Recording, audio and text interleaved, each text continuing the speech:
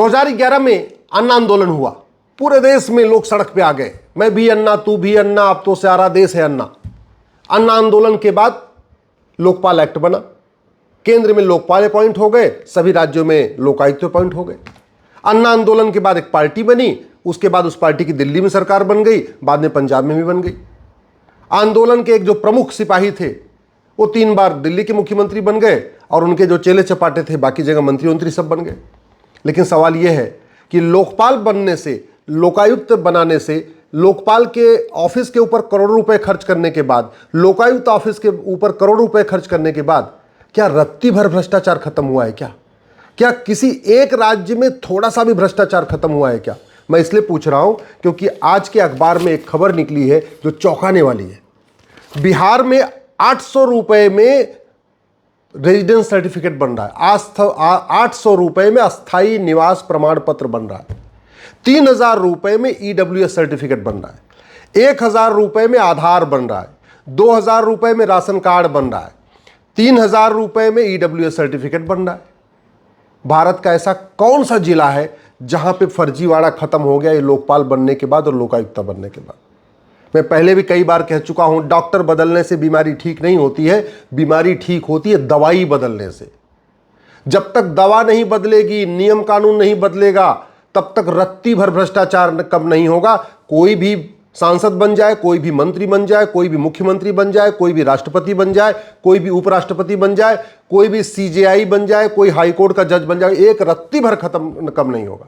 कोई डीएम बन जाए, कोई कलेक्टर बन जाए, लेकिन मैं गारंटी के साथ कहता हूं 1 साल के अंदर भारत जो है भ्रष्टाचार मुक्त हो जाएगा। 1 साल के अंदर जड़ से खत्म हो सकता है भ्रष्टाचार। अब आप सोचिए, 10,000 रुपए में लोग दूसरों के खिलाफ फर्जी शिकायत कर दे रहे हैं। 10,000 रुपए लेके हवलदार उस फर्जी शिकायत के आधार पर एफआईआर दर्ज कर दे रहा है। 10-10 हजार रुपए में 3-4 गवाह तैयार हो जाते। 50,000 रुपए के आसपास लेता है जो आईओ होता है, जो जांच करता है, वो चार्जशीट भी फाइल कर देता है। 1 लाख रुपए वकील लेता है, उसकी बहस कर देता है, और 4 से 5 लाख रुपए डिस्ट्रिक्ट कोर्ट के जज लेते हैं और फैसला कर देते हैं। यानी 10 लाख रुपए आप खर्च करिए, किसी की इज्जत मिट्टी में मिला दीजिए। 10 लाख रुपए खर्च करके आप किसी को भी चोर डिक्लेयर कर सकते हैं, किसी को भगोड़ा डिक्लेयर कर सकते हैं, किसी को डकैत डिक्लेयर कर सकते हैं, किसी को चेन स्नेचर डिक्लेयर कर सकते हैं। ये भारत में चल रहा है। कई जगह तो ऐसा भी है, मर्डर कोई और करता है और बाद में उसकी जगह जेल किसी और को भेज दिया जाता है क्योंकि थानेदार 10 से 20 लाख रुपए ले लेता है।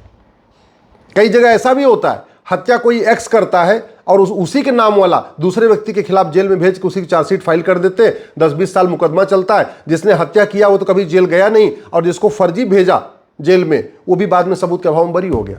ये चल रहा है भारत में। और क्यों? क्योंकि हमने डॉक्टर तो बदले, यहाँ सांसद बदल रहे हैं, विधायक बदल रहे हैं, मंत्री बदल रहे हैं, कानून मंत्री बदल रहे हैं, राष्ट्रपति बदल रहे हैं, उपराष्ट्रपति बदल रहे हैं, हाई कोर्ट के जज बदल रहे हैं, सुप्रीम कोर्ट के जज बदल रहे हैं, कप्तान बदल रहे हैं, कलेक्टर बदल रहे हैं, सब कुछ बदल रहे हैं। लेकिन पुलिस सिस्टम नहीं बदल रहा है, जुडिशियल सिस्टम नहीं बदल रहा है, एडमिनिस्ट्रेटिव सिस्टम नहीं बदल रहा है। भारत में जस्टिस विद इन ईयर लागू नहीं हो रहा है, सिटीजन चार्टर लागू नहीं हो रहा है, पुलिस चार्टर लागू नहीं हो रहा है, जुडिशियल चार्टर लागू नहीं हो रहा है, अकाउंटेबिलिटी तय नहीं हो रही है, झूठ को गंभीर अपराध नहीं घोषित किया जा रहा है, झूठ पकड़ने के लिए नार्को पॉलीग्राफ ब्रेन मैपिंग कानून नहीं बनाया जा रहा। अब आप सोचिए, ये घुसपैठिए 1000 रुपए में आधार बनवा लेते हैं, 1000 रुपए में राशन कार्ड बनवा लेते हैं, 2000 रुपए में बर्थ सर्टिफिकेट बनवा लेते हैं, 2000 रुपए में अपना दूसरे और डॉक्यूमेंट डोमिसाइल सर्टिफिकेट बनवा लेते हैं, निवास प्रमाण पत्र बनवा लेते हैं, 3000 रुपए में ड्राइविंग लाइसेंस बनवा लेते हैं, 2000 रुपए फिर देते हैं, उसके बाद वोटर आईडी में नाम जुड़वा लेते हैं, फिर जनधन खाता खुलवा लेते हैं, उसके बाद सारी योजनाओं का लाभ लेते हैं, मुद्रा लोन भी लेते हैं, मुफ्त में वजीफा भी लेते हैं, मुफ्त में जो कन्याओं के शादी के लिए पैसा आता है उसको भी लेते हैं, प्रधानमंत्री आवास लेते हैं।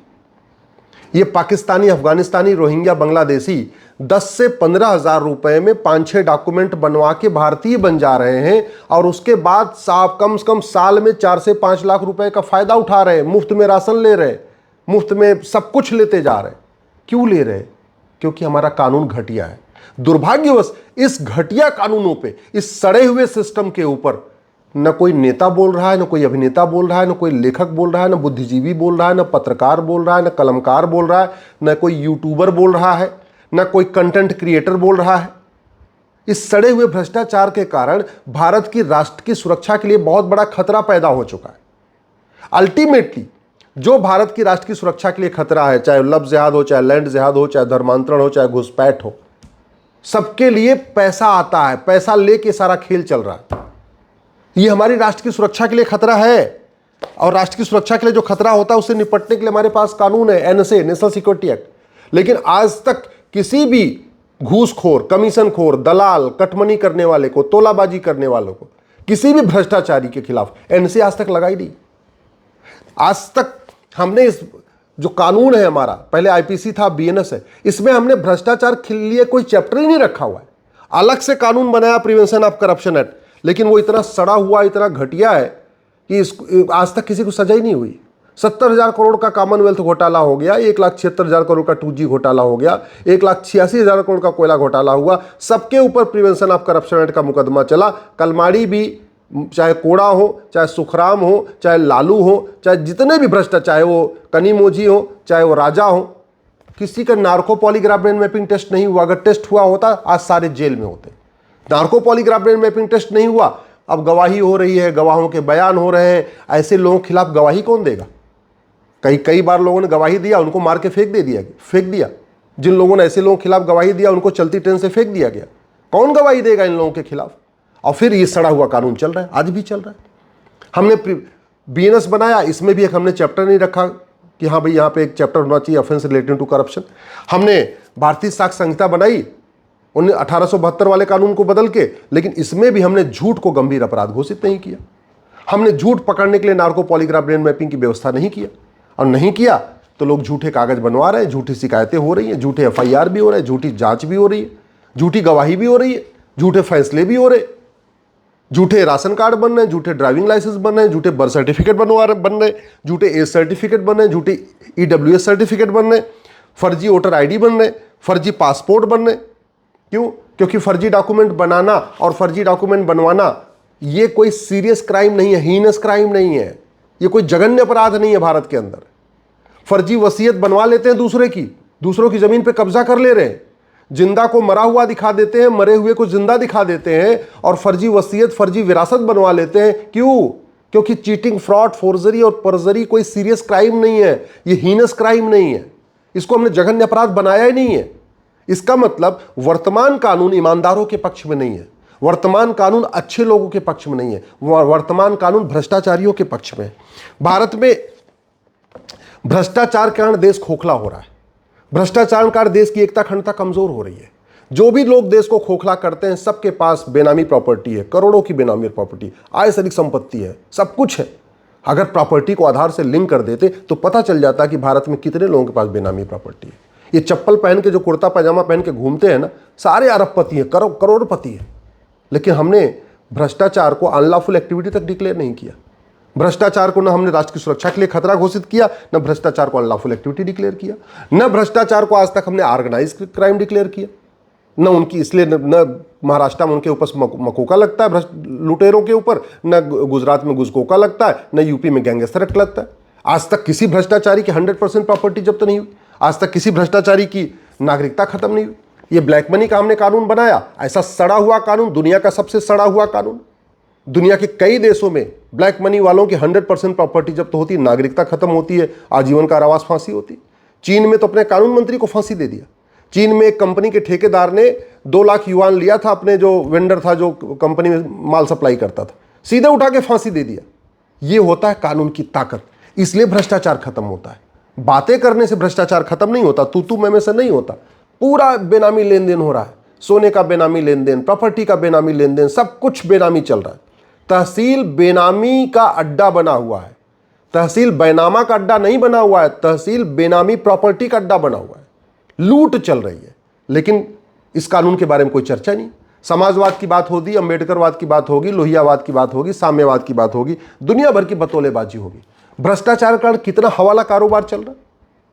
हवाला कारोबार के कारण भारत में वेजिंग वॉर चल रहा है। देश के खिलाफ जितनी शक्तियां हैं, चाहे माओवादी हो, चाहे नक्सली हो, चाहे जिहादी हो, जो भी हैं, चाहे घुसपैठी हो, चाहे धर्मांतरण कराने वाली मिशनी, सबको हवाला के जरिए फंडिंग आ रही है। लेकिन हवाला वाला कानून वही पुराना वाला चल रहा है। जैसे लगता ब्रह्मा जी बना के गए कि इसको बदलना नहीं, ब्रह्मा जी बना के गए हमें भ्रष्टाचार खिलाफ कानून नहीं बदलना है, बाकी सब बदल देना। आज तक इतनी लूट हो चुकी है, अंग्रेजों से ज्यादा पिछले 50 साल में लूट हुई है, मुगलों से ज्यादा पिछले 50 साल में लूट हुई है। जितना मुगलों ने लूटा, जितना अंग्रेजों ने सो लूटा, उससे ज्यादा स्वतंत्र भारत में लूट हुई है। लेकिन किसी एक लुटेरे की नागरिकता खत्म नहीं हुई, किसी एक लुटेरे की 100% प्रॉपर्टी जब्त नहीं हुई, किसी एक लुटेरों को फांसी नहीं हुई। क्योंकि ना हमने पुलिस रिफॉर्म किया, 1861 वाला पुलिस एक्ट आज भी चल रहा है, ना हमने जुडिशियल रिफॉर्म किया, ना हमने टैक्स रिफॉर्म किया, ना हमने एडमिनिस्ट्रेटिव रिफॉर्म किया। कोई आदमी झूठ न बोल पाए, झूठ को हमने गंभीर अपराध घोषित नहीं किया, हमने कोई सिटीजन चार्टर लागू नहीं किया, भैया अगर तुम झूठा काम करोगे।